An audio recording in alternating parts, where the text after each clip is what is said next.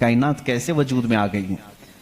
वो मुल्हिद होंगे जो कहते हैं, बेदीन लोग होंगे जिनका कोई दीन ही नहीं, जो कहते हैं कि अचानक दुनिया बन गई और अचानक ही खत्म हो जाएगी। ऐसा कैसे होगा? ऐसा कैसे होगा? अचानक दुनिया बन गई और अचानक खत्म हो गई। कोई नहीं है इसके आगे पीछे।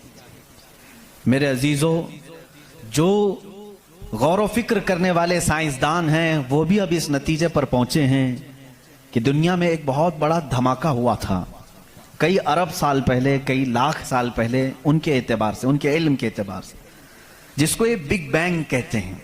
तो साइंसदान ये कहते हैं कि कई सालों तक इस रुए जमीन पर सिर्फ समंदर था और समंदर में भी जो गैस होती थी वो सब हाइड्रोजन, और सिर्फ 99% हाइड्रोजन और 1% सिर्फ ऑक्सीजन का यहां पर वजूद था, जिसकी वजह से कोई दूसरा जिंदा रह नहीं सकता था। यह साइंसदानों की तहकीक है। उसके बाद फिर उन्होंने ये कहा कि एक धमाका हुआ और समंदर से, पानी से हर चीज बनती चली गई, पानी से बनती चली गई। ये 21वीं सदी में बात की जा रही है और कुरान में मौला फरमाता है, वजअलना मिनल माइ कुल्ल शैइन हय्यिन, हमने हर चीज को पानी से बनाया है।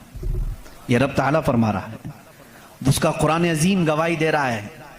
कुरान किस जमाने में उतरा वो भी आपके जहन में होना चाहिए। किस जमाने में कुरान आया है ये भी आपके जहन में अच्छी तरह से फिट होना चाहिए, ताकि अब साइंस की तहकीकात और उस जमाने को मैच करके देख सकें आप। कुरान उस जमाने में आया है जहां यूरोप में लोग जानवरों के साथ रहते थे। अमेरिका का तो इंकशाफ भी नहीं हुआ था। अमेरिका नाम का कोई मुल्क है ये पता भी नहीं था लोगों को। जितनी दुनिया थी इसमें सबसे ज्यादा तहजीब वाला मुल्क, तमद्दुन वाला मुल्क ईरान था, अरब थे, रोम थे, बाकी सब तो बिछड़े हुए लोग थे। रोम, ईरान और अरब को उस जमाने में तहजीब वाला कहा जाता था।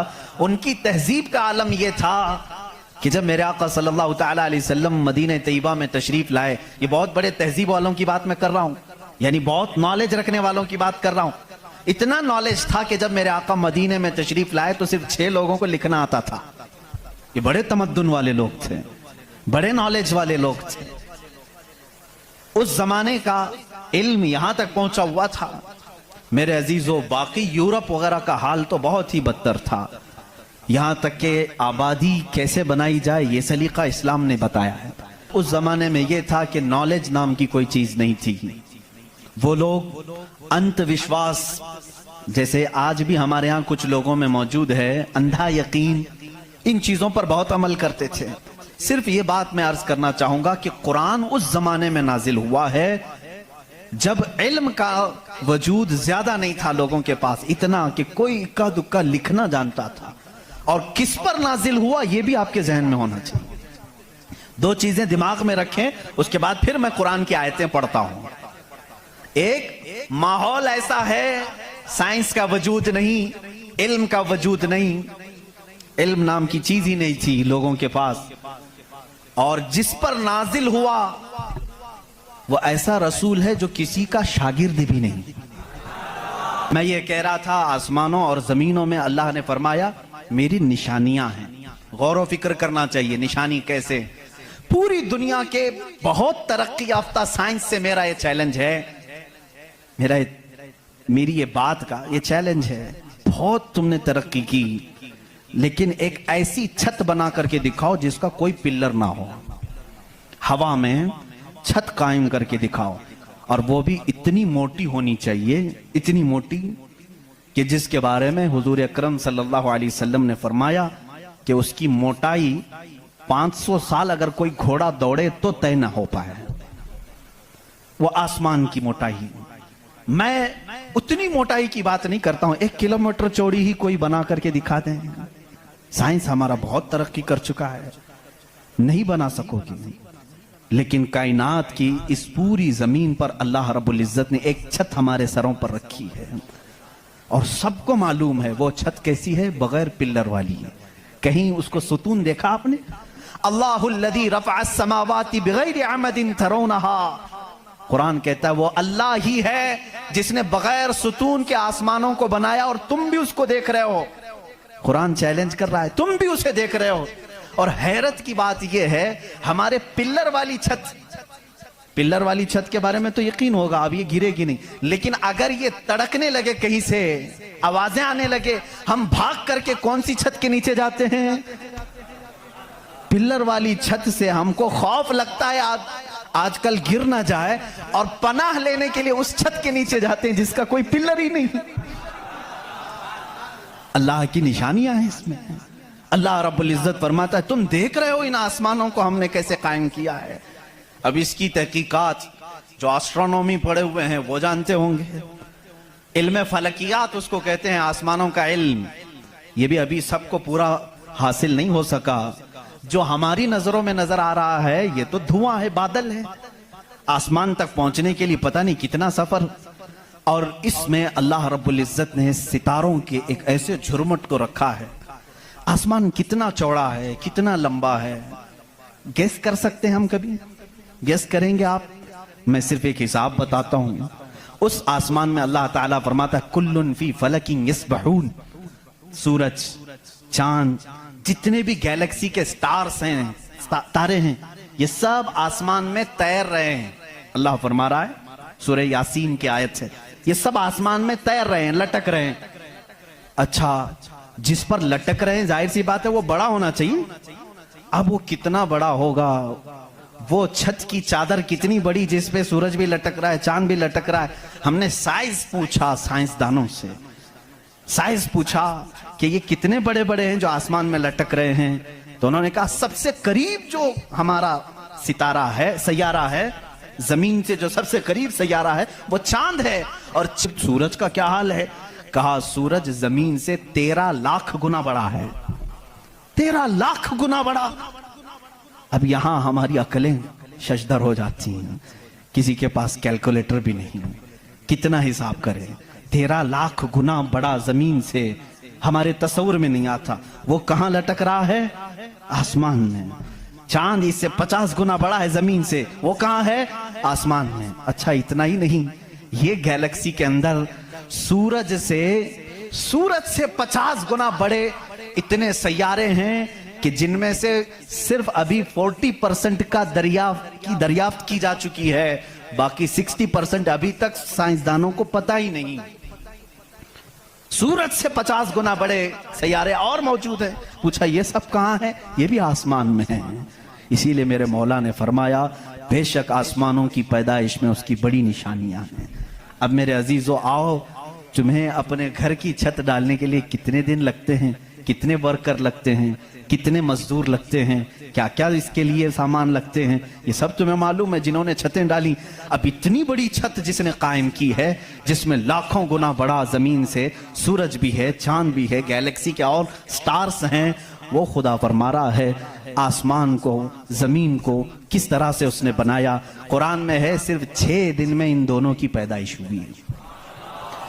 उससे भी बल्कि अल्लाह ताला फरमाता वजअल अर्द फी यौमैन, अल्लाह ने जमीन को 2 दिन में पैदा फरमाया, आसमान को। और इसमें जितनी सजावट है, सजावट क्या है? ये पूरे समंदर को रब फरमा रहा है वो जमीन की जीनत है, जितने दरख्त हैं वो जमीन की जीनत हैं। और आसमान की जीनत क्या है? चांद है, सूरज है, सितारे हैं। ये सब 4 दिन में बने, कुल 6 दिन में इनकी पैदाइश हुई है। कुल 6 दिन में इनकी पैदाइश हुई है। मियाँ हमारी दुकान नहीं बनती 6 दिन में, और वो खालिक कायनात फरमा रहा है 6 दिन में इस पूरी कायनात के जमीन और आसमान की पैदाइश हुई। तो क्या ये अल्लाह रब्बुल इज्जत की निशानियां नहीं है? अगर सुनी हुई बातों पर यकीन नहीं आता कुछ लोगों को, क्योंकि वो साइंस के माहौल में आज जी रहे हैं, वो हर बात साइंस की यकीन के साथ मान लेते हैं। मैं उनसे ही कहता हूं, अपने साइंसदान आकाओं से पूछें कि इस जमीन का हजम कितना बड़ा है, आखिर ये ठहरी कैसे है इतने दिन तक, या अब तक कायम कैसे है, ये हिलती क्यों नहीं है? अच्छा, उसके बाद रब ताला फरमाता है हमने इस जमीन को पानी पर बिछाया है। ऐ अल्लाह, तेरे अजायब कुदरत अजीब दर अजीब हैं, कितने अजीब हैं। आपसे मैं कहता हूं, हौज में या मस्जिद का भी हौज है, जाओ एक चादर उसके ऊपर बिछाओ, टॉवेल लेकर के बिछाओ, कितनी देर तक वो पानी पर खड़ा रहेगा। टॉवेल, चादर, इसकी मोटाई कितनी है? बहुत पतली सी है, वो mm में आएगी, लेकिन वो आपके इस पानी पर ठहर नहीं सकती। अगर आप कहें मोटी चीज में बिछाऊं मोटी चीज बिछा करके दिखाओ, कितनी देर वो रुक सकेगी? नहीं रुक सकेगी। और ये अल्लाह ने कुरान में फरमाया, हमने पानी पर जमीन को बिछाया, और इसका इनकार साइंस भी नहीं कर रही है। साइंस भी यही कहती है, जमीन को जितनी जगह से खोदा जाए पानी ही है। हम भी तो बोरवेल जो निकालते हैं, जमीन को खोदने के बाद पानी आता है। अब पानी पर इस जमीन को बिछाया रब तबारक व तआला ने, कितना वजन ये उठाई हुई है, कितना वजन उठाई हुई है। सबसे बड़ा वजन तो उन मुशरिकीन का है जो उस रब को नहीं मानते हैं। ये धरती का बोझ इनको कहते हैं, ये सबको उठाई हुई है। पता नहीं कितने करोड़ों टन इस पर वजन है ये, लेकिन कभी भी हिलती हुई नजर नहीं आती। लेकिन उसको भी कुरान में अल्लाह फरमा रहा है, हमने इस जमीन को हिलने से रोकने के लिए जगह जगह पर पहाड़ों को मेख बनाकर गाड़ दिया। वल जिबाल औतादा, और पहाड़ों को हमने मेख बनाकर गाड़ दिया है। अब इसकी तहकीक इस जमाने में, मैंने अपने पढ़ने के जमाने में इसकी एक तहकीक अपने उस्ताद के पास पढ़ी थी। सफा मरवा के बारे में इख्तिलाफ चल रहा था। सऊदी यहूदी हुकूमत ने सफा मरवा को पूरी तौर पर ख़त्म करने की नापाक कोशिश की, और अलग से उन्होंने मसआ बनाया सही करने का। तो इख्तिलाफ उलमा में था कि इन्होंने ज़्यादा चौड़ा कर दिया। उसी ज़माने में ये तहकीक हुई, पहाड़ जो है इसका वजूद ज़मीन पर कैसा होता है। इन सऊदियों ने कहा पहाड़ ऐसा ऊपर शेप में ऐसा होता है, ट्रायंगल होता है, ऊपर से कोना होता है, नीचे चौड़ा होता है। इन सऊदियों ने कहा नीचे भी ये जड़ें छोड़ता है, फैलता हुआ जाता है, जैसे दरख्त ऊपर होता है और नीचे उसकी जड़ें फैली हुई होती हैं। तो इन्होंने कहा नीचे भी वो पहाड़ का हिस्सा है, इसलिए हमने बाजू में भी रास्ता बनाया ताकि सफा मरवा की सही अगर हो रही है तो वो पहाड़ों के बीच में ही हो रही है।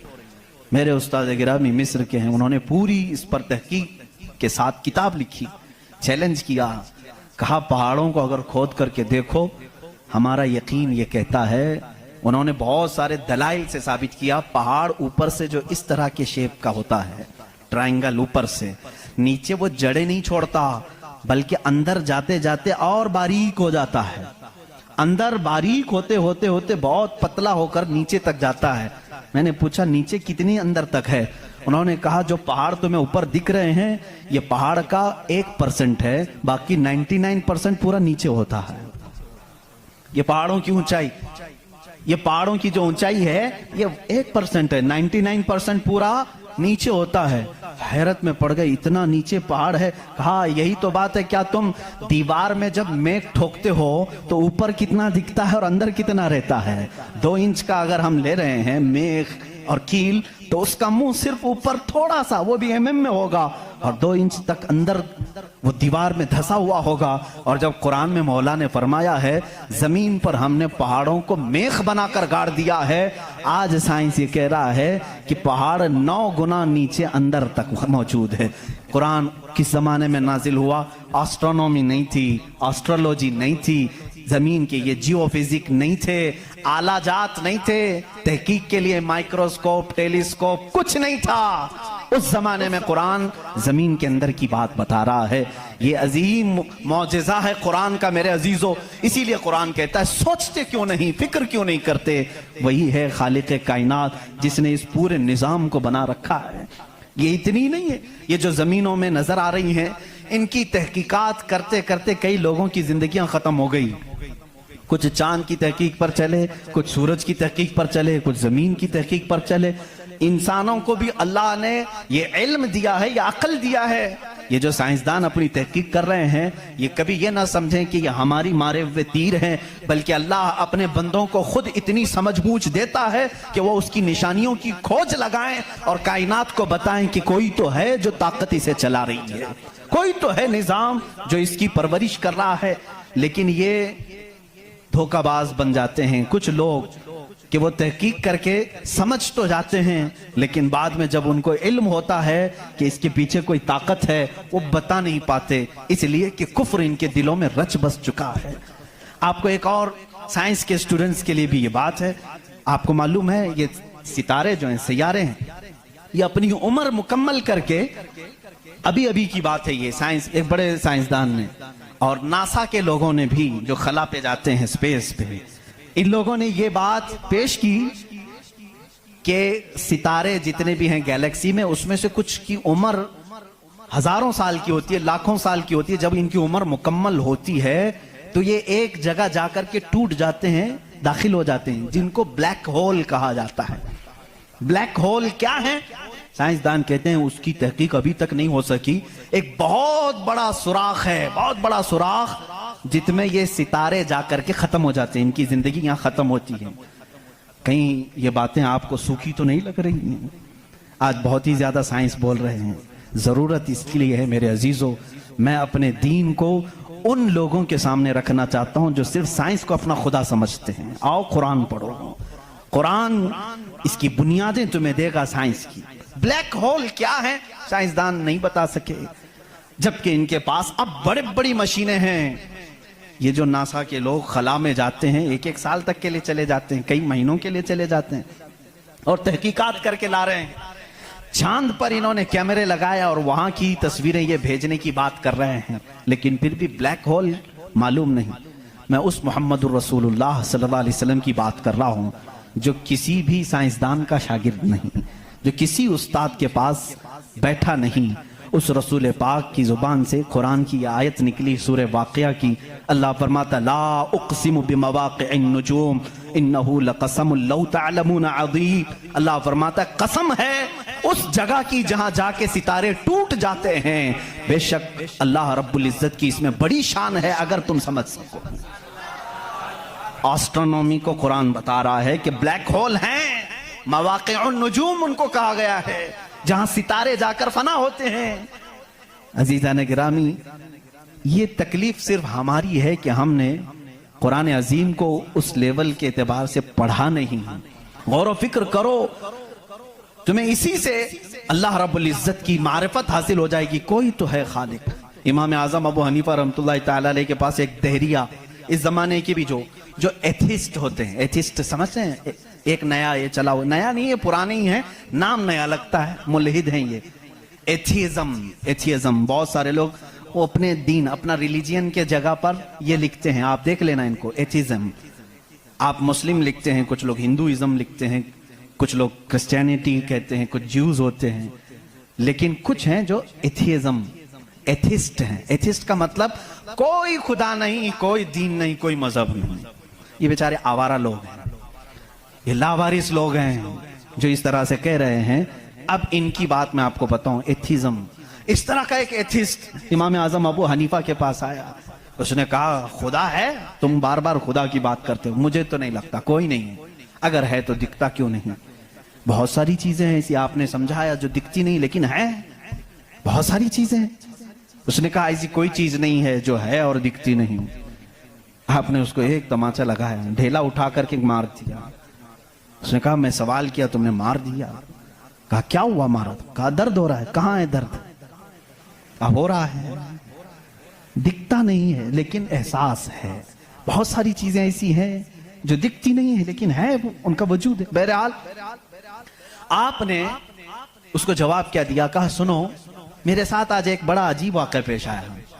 मैं समंदर के किनारे गया था, मैंने देखा एक कश्ती को, और वो कश्ती की ताज्जुब खीज बात ये थी कि वो अकेले चल रही है, कोई नहीं चला रहा।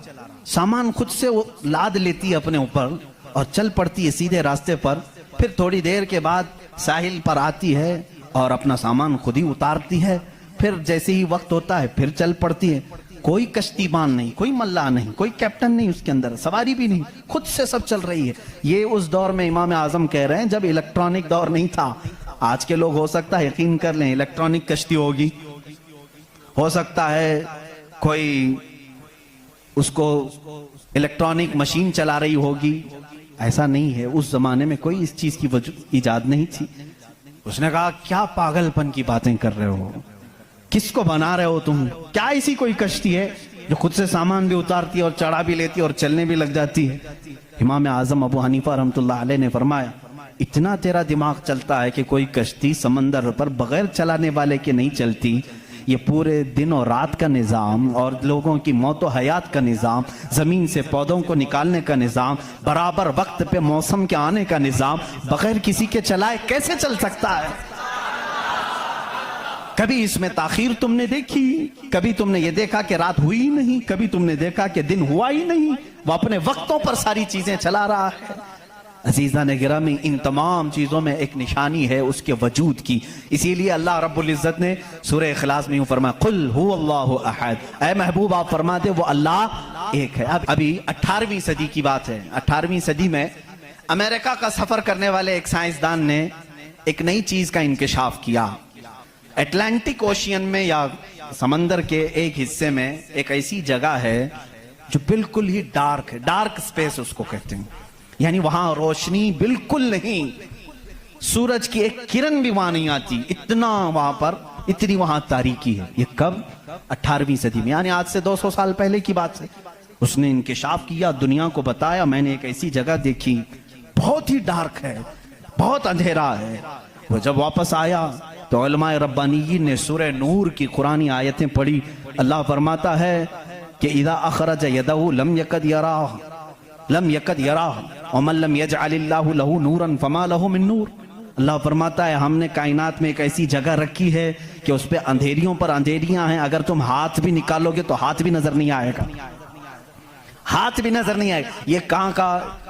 ये इल्मुल बहर जिसको कहते हैं, समंदरों का इल्म रखने वाला, जो पूरी जिंदगी समंदरों की खोज में लगा दिया, वो ला करके बताया। उसने सोचा मैं बहुत बड़ा तीर मारा हूं, लेकिन जब बताया कुरान पढ़ने वालों ने कि ये तो कुरान में है, अल्लाह फरमा रहा है एक डार्क स्पेस है कायनात में जहां तुम हाथ भी निकालोगे तो नहीं नजर आएगा, इतना डार्क है।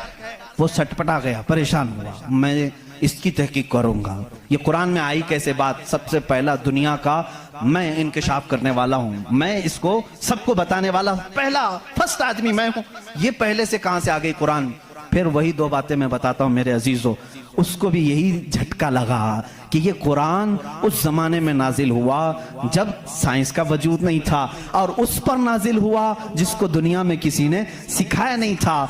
बाद में फिर उसने ये सोचा शायद हो सकता है प्रॉफेट मोहम्मद सल्लल्लाहु अलैहि वसल्लम समंदरों का सफर बहुत करते होंगे, उनके समंदरों के सफर में शायद कभी ये जगह आ गई होगी, इसलिए उन्होंने अपने मन से कुरान में ये लिख दिया होगा।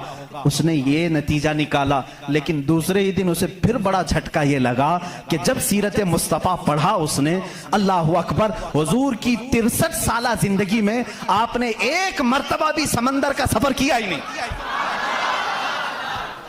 ये बहुत बड़ा झटका लगा कि वो मोहम्मद सल्लल्लाहु अलैहि वसल्लम कभी पूरी जिंदगी में समंदर का सफर किए ही नहीं। मेरे अजीजों, इस बात में गलत फहमी में ना आना कि वह समंदरों को नहीं जानते थे। वो मेराज का सफर करने वाला रसूल समंदरों को जरूर जानता है, लेकिन ये हिकमत इलाही थी कि कभी समंदर के सफर करने का इत्तेफाक नहीं हुआ।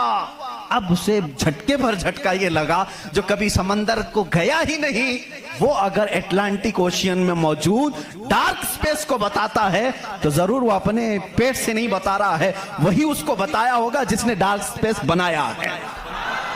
यही अल्लाह रब्बुल इज्जत के वहदानियत की निशानियां हैं, उसके वजूद की निशानियां हैं। कुरान पढ़ो, इसमें बहुत सारी चीजें, जिन्होंने ये इंकिशाफ किया कि कुछ समंदरों में ऐसे अल्लाह रब्बुल इज्जत ने बनाया है, वो भी आपको मिल जाएंगे। दो समंदर मिलते हैं और दोनों का रंग अलग है, एक समंदर नीला है, एक समंदर पीला है, दोनों का टेस्ट भी अलग है, इधर का मीठा इधर का खारा नमकीन है, लेकिन वो बहुत दूर तक मिलते हुए जाते हैं।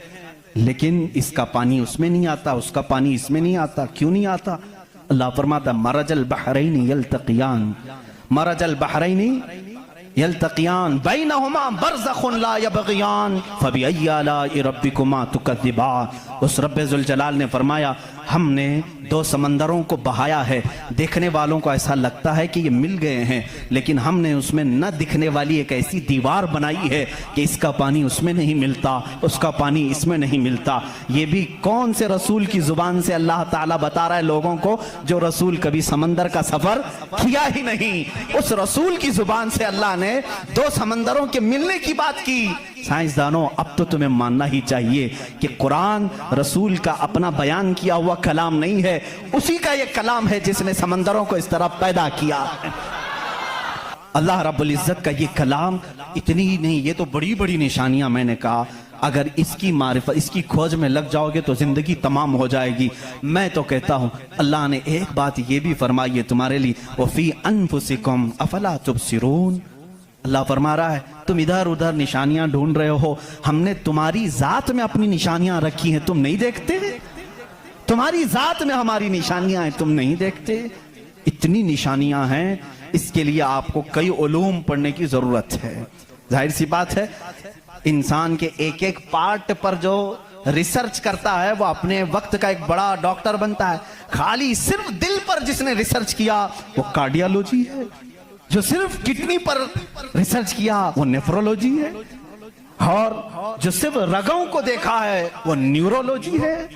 पार्ट पार्ट पर इन्होंने पूरी जिंदगियां खत्म की। पूरे इंसान को पढ़ा किसने? आज कौन पढ़ा है?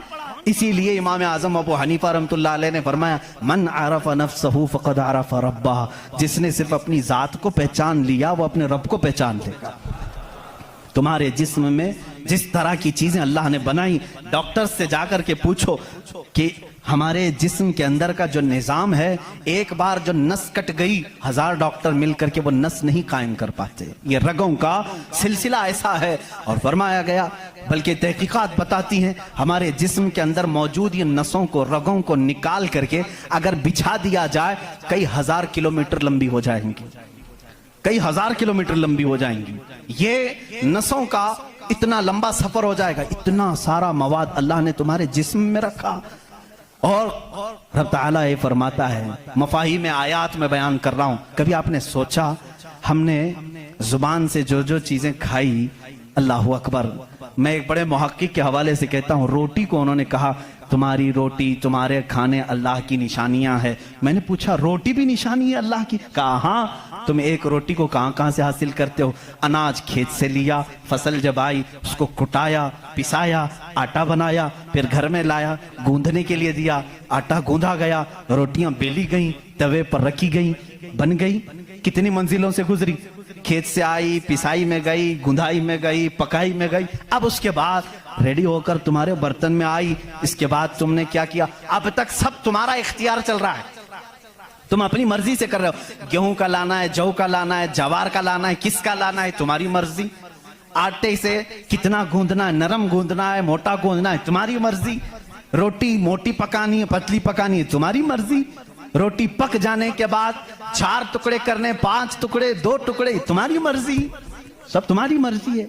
इसके बाद तुम चबा करके खा गए, उस रोटी को चबाकर खा गए, निगल गए। ये रोटी जब हलक से उतर गई, अब तुम्हारी मर्जी नहीं है। उस एक ही रोटी से गोश्त भी बनता है, उसी एक रोटी से खून भी बनता है, उसी एक रोटी से मनी भी बनती है, उसी एक रोटी से पीप भी बनता है, उसी एक रोटी से कफ और बलगम भी बनता है, उसी एक रोटी से सब चीजें बन जाने के बाद हमारे फुजलात भी निकलते हैं। मैं नहीं समझ पाया, ऐ मेरे अजीजों मुझे बताओ, एक रोटी लो, उसके एक टुकड़े से तुम गोश्त बना के दिखाओ, दूसरे टुकड़े से तुम खून बना के दिखाओ, तीसरे टुकड़े से तुम पीप बना के दिखाओ, चौथे टुकड़े से तुम बलगम बना के दिखाओ। नहीं कर सकोगे, इसलिए कि सिर्फ गूंदने पकने तक तुम्हारी मर्जी चलती है। हलक से नीचे उतर जाने के बाद खुदा कदीर जब्बार का निजाम चलता है। तुम्हारे रिस्क में उसकी निशानियां हैं। कौन है जो बनाता है हमारे जिस्म के अंदर इस रोटी से हमारे जिस्म का हिस्सा? पूछो, जाकर किसी से भी पूछो, ये हमारा जिस्म मोटा ताजा गोश्त कैसे बन गया? ये खाने अच्छे खाओगे इससे बन गया। हमने कहा हम खाने काजू बादाम भी खा रहे हैं तो भी गोश्त बन रहा है, रोटी खा रहे हैं तो भी गोश्त बन रहा है, चावल खा रहे हैं तो भी गोश्त बन रहा है। और खून ऐसा लिक्विड है कि बाजार में मिलता नहीं, किसी इंसान का ही लेना पड़ता है। इसको कौन बनाया है? कहा इसको भी रोटी से ही बनाया है, काजू बादाम से ही बनाया है, फलों से ही बनाया है। हम पूरी दुनिया की ग़िज़ाएं लाकर चक्की में पीस करके भी खून का एक कतरा नहीं पैदा कर सके, लेकिन वो रब्बे ज़ुल जलाल हमारे लुक्मे के नीचे जाते ही निजाम को शुरू फरमा दिया है। कैसा वो निजाम है, कैसा वो निजाम है ऐ मेरे अजीजों। इसीलिए मेरा मौला फरमाता है फी अनफुसिकुम अफला तुबसिरून, तुम्हारी जात में मेरी निशानियां हैं, क्यों तुम नहीं देखते, क्यों तुम नहीं देखते। मैंने साइंस की एक तहकीक पढ़ी, अल्लाह अकबर, हैरत होती है। उन्होंने ये तहकीक करके बताया, ये जो तुम्हारी पलकें झपकती हैं, खुलती भी हैं, झपकती भी हैं, जानते हैं आप ये कितनी हल्की है और किसी को एहसास भी नहीं होता कब झपकी कब खुली, किसी को एहसास नहीं होता। कहा इसके अंदर कौन सी ताकत है, क्या रबर है, मैग्नेट है, कैसे ये कैसे होती है? इसको एक साइंसदान ने कहा कि अगर किसी की पलक झपकना छूट जाए, नहीं झपक सकती, तो उसको बिल्डोजर से खींच के भी बंद नहीं कर सकोगे, इतनी ताकत लगा करके भी उसे बंद नहीं कर सकोगे, ऐसा फ्लेक्सिबल है, ऐसा रबर है। और अगर बंद हो गई तो खोल भी नहीं सकोगे, पूरी ताकत लगा के टूट के फट जाएगा ये पलक, खुलेगी नहीं, नहीं खुलेगी। झपक गई तो वही रह गई, खुली तो बंद नहीं होगी। पूरी दूसरी कोई भी अल्टरनेट ताकत से अगर तुम चाहो इसको बंद करना या खोलना नहीं कर सकोगे। उन्होंने कहा बस हमारे इन पलकों में अल्लाह ताला ने एक हल्का सा रबर रखा है जो फ्लेक्सिबल है और बगैर तुम्हारे चाहे भी ये हिलती है, बंद होती है। और कहा कि अगर इन पलकों में ये झपकने और खुलने का मादा ये खत्म हो जाए, ये रबर, ये फ्लेक्सिबिलिटी खत्म हो जाए, तो वो इंसान पागल हो सकता है, बल्कि आंख न बंद होने की वजह से वो मर भी सकता है। वफी अनफुसिकुम अफला तुबसिरून। हम इन तमाम नेमतों को समझ नहीं पाते, बल्कि दिन में हजारों बार झपकते हैं, खोलते हैं, एहसास नहीं है इस नेमत का। अगर ये बंद होना खत्म हो जाए या बंद हो गई, खुल ना सके, तो क्या कर ले जाओगे? कुछ नहीं कर सकोगे। बल्कि मेरे अजीजों, तुम्हारे जिस्म पर मौजूद ये रोंगटे, ये बाल भी अल्लाह की अलामत हैं, निशानियां हैं। दिल जितनी मर्तबा ये धड़कता है, इसके अंदर जो प्रेशर है, कहा गया है ये जो खून को दबा करके जिस्म में फैलाता है, इसके मुतालिक साइंस ये कहता है इतना प्रेशर है कि दुनिया में किसी फवारे पे, किसी फाउंटेन में इतना प्रेशर नहीं होगा जितना दिल में प्रेशर है। और ये इतनी तेजी से एक बार पंप करता है कि खून पूरे जिस्म में नाखून तक आ जाता है। एक बार के पंप पर, एक बार इस तरह दिल ने दबाया खून को बार, तो खून नाखून तक पहुंचता है, इतना प्रेशर उसके अंदर है। अमेरिका की एक लेबोरेटरी में एक पाकिस्तानी आलिम दीन गए थे। रेडियोलॉजी भी गालिबन कुछ है जिसमें आवाजें सुनने का आला होता है, एक मशीन होती है जिस्म के अंदर हरकत करने वाली हर आवाज को उसमें सुना जा सकता है। हम तो यहाँ हाथ रखते हैं तो धक धक धक की आवाज आती है। तो उन्होंने कहा हम आपको इससे सुनाते हैं। एयरफोन लगाए गए, बड़ी बड़ी मशीनें थी, हल्की सी भी वहां पर हवा भी आती तो उसकी जोर आवाज आती है। वो एक लैब है। ये आलिम दीन कहते हैं मैंने सुना दिल की आवाज। मैंने पूछा उस डॉक्टर से कि आपके हाँ हर आवाज का नाम लिखा गया है, दिल जो आवाज करता है इसका क्या नाम है आपके यहाँ? कहते हैं दिल जो है लप लप लप लप ये आवाज करता है, साइंस में ये लिखा गया है। और मुस्कुरा है, कहा थोड़ी सी खता हो गई, बल्कि दिल कहता है रब रब रब रब। हर इंसान का दिल जो धड़कने की आवाज आती है मशीनों से उन्होंने खुद सुना।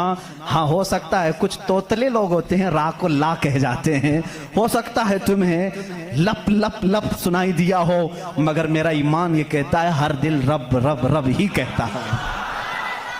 अजीजा ने गिरामी, कायनात की बहुत सारी चीजें उसकी निशानियां हैं, समंदरों में उसकी निशानियां हैं। आपको मालूम है समंदरों का इल्म, इल्मुल बहर जिनको मालूम है, जो गौते लगाते हैं, वो कहते हैं जमीन पर जितनी मखलूकात है इसके 10 गुना ज्यादा मखलूकात समंदरों में मौजूद है। समंदरों में यहाँ जितने कीड़े देख रहे हो, कितने मकोड़े देख रहे हो, यहाँ जितने किस्म की मखलूकात आप देख रहे हैं, इसके 10 गुना ज्यादा मखलूकात समंदरों के अंदर है।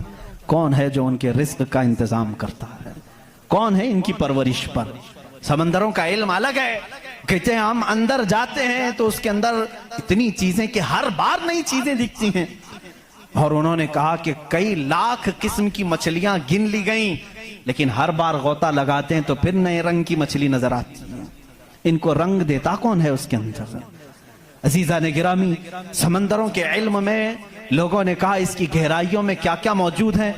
कुछ बातें तो अकल तस्लीम करती हैं, जैसे आपको मैंने कहा समंदर में मछलियां हैं, अंदर पेड़ पौधे भी हैं, आप सब तस्लीम करेंगे, होते होंगे, मखलूकात हैं, हाँ होते होंगे, सब होते होंगे। लेकिन एक कुरान के फरामीन तफासिर में यह कहा गया है समंदर के अंदर आग भी है। आप कहां से तस्लीम करोगे?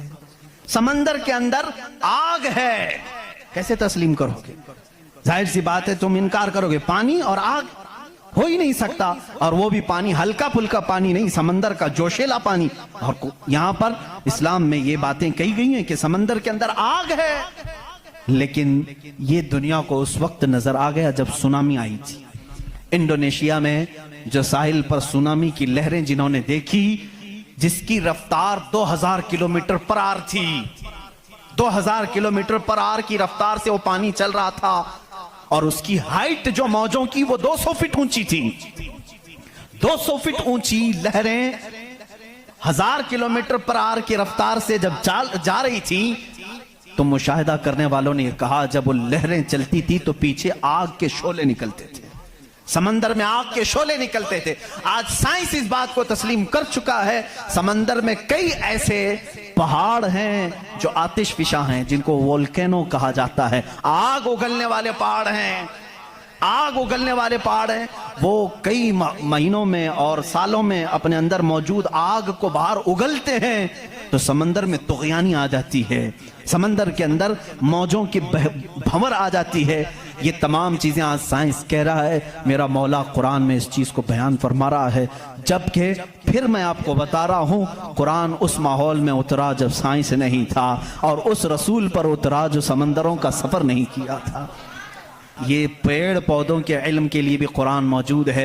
अल्लाह रब्बुल इज़्ज़त इनके मुतालिक भी फरमा रहा है, इनके जोड़ बनाए गए। आज दुनिया ये कह रही है कि एक पेड़ को दूसरे पेड़ से लगाते हैं तो फल अच्छे आते हैं, फल अच्छे आते हैं। ये हदीस पाक में मिलता है।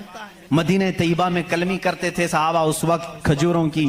अजीजा ने गिरामी, पेड़ पौधों की जब तहकीकात होती हैं तो अब इस पर भी साइंस हैरान है कि हमने फूलों को देखा, ये फूल जब खिलते हैं तो इसमें अचानक आकर के पेंट कौन कर जाता है, ये रंग कौन डालता है?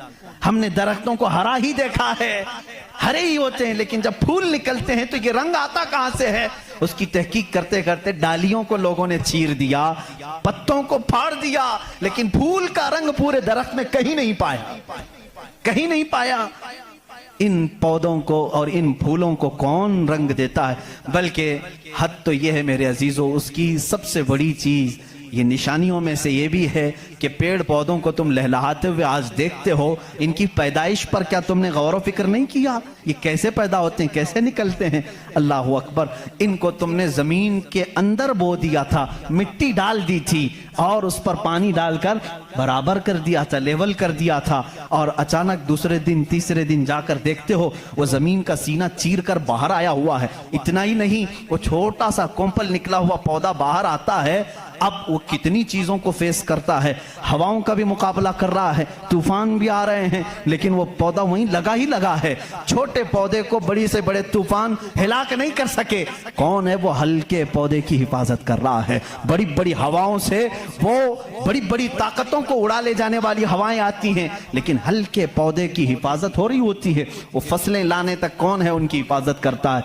कुरान में 20वें पारे की शुरू की आयतें पढ़ोगे, आपका यकीन ताज़ा हो जाएगा। अम्मन खलक़स समावाति वल अर्द व अंज़ल लकुम मिनस समाइ माअ फ़अंबतना बिही हदाइक़ ज़ात बहजा मा लकुम अन तुंबितू शजरहा अ इलाहुम मअल्लाह। क्या अल्लाह के सिवा कोई है? अल्लाह फरमाता, कौन है जिसने जमीन को तुम्हारे लिए करार बनाया? कौन है जो जमीन को फाड़ करके उसमें नहरें बनाया? कौन है जो तुम्हारे लिए आसमानों को छत बनाया? कौन है जो इसमें से तुम्हें रंग बिरंगे पौधे निकालता है?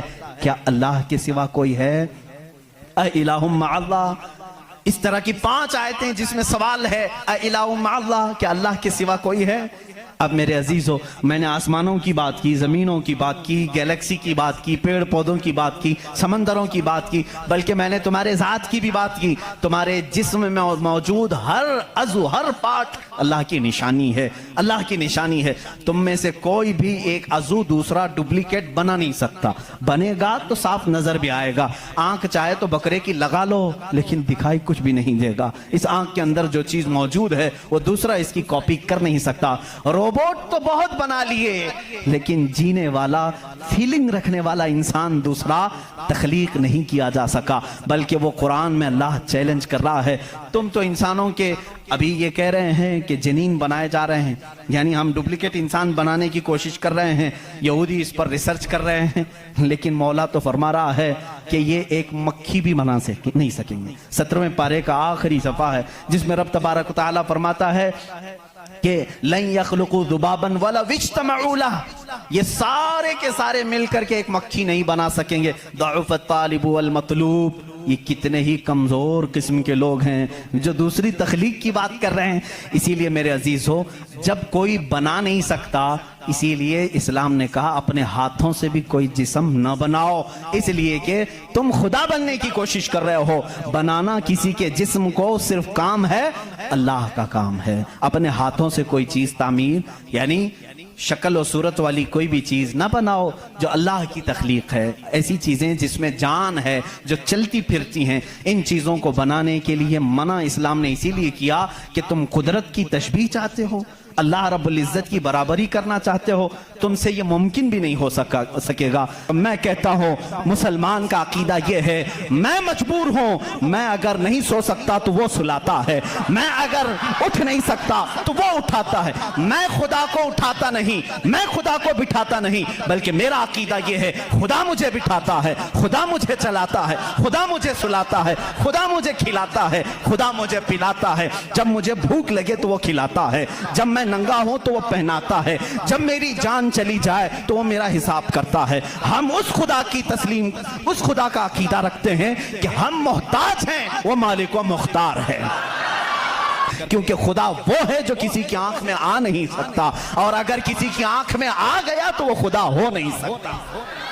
जो आंख में आ गया वो खुदा हो नहीं सकता। सिर्फ और सिर्फ दुनिया में इस्लाम वो है जो बगैर देखे उसकी बारगाह में झुक जाता है। दुनिया सामने देख करके झुकती है और मोमिन बगैर देखे उसके सामने झुकता है। यही तुम्हारी सबसे बड़ी सिफत है ईमान वालों, जो कुरान कहता है युमिनून बिल गैब, ये वो बंदे हैं जो गैब पर ईमान लाते हैं। ऐ मौला तेरी निशानियां बहुत हैं, आसमान तूने बनाया, जमीन तूने बनाया, सितारे तेरे हैं, समंदरों का इल्म तूने इंसानों को दिया, सब कुछ तूने बनाया। लेकिन मेरा अकीदा, मेरा विजदान ये कहता है एक कायनात में सबसे बड़ी अगर कोई निशानी है तो वह मोहम्मद रसूलुल्लाह की जात है। चेहरा व दुहा है, जुल्फे व लैल है। कायनात में सबसे बड़ी निशानी मेरे नबी की जात है, मेरे आका की जात है। और ये भी आपको तस्लीम करना पड़ेगा, आज हम जो झुक रहे हैं मस्जिदों में बगैर खुदा को देखे हुए, किसने बताया कि खुदा है? अगर वो मोहम्मद ना होते तो हमको खुदा का इदराक भी ना होता।